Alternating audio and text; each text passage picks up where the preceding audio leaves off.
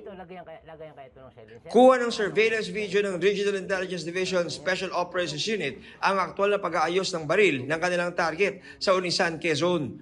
Bukod sa illegal na pag-repair ng mga baril, gumagawa rin ng sumpak ang 42 anyos sa suspect.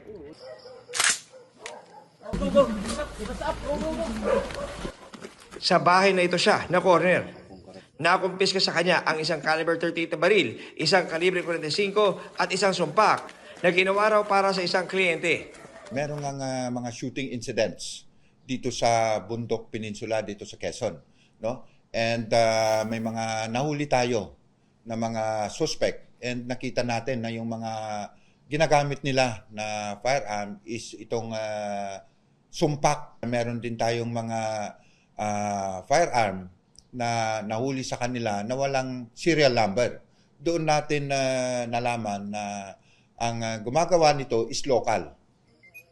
Ayon sa PRO4A, ibinebenta raw ng 1,200 hanggang 2,000 pesos ang isang sumpak o di kaya pag-ayos ng baril ng mga kliyente ng suspect na minsan ay ginagamit umano sa krimen.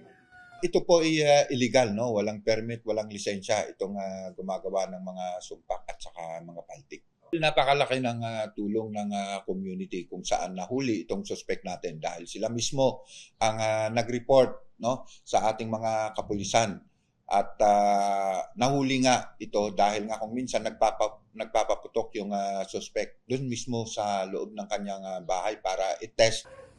Wala pang pahayag ang suspect na naharap sa reklamong paglabag sa RA 10591 o Illegal Manufacture and Illegal Possession of Firearms and Ammunitions.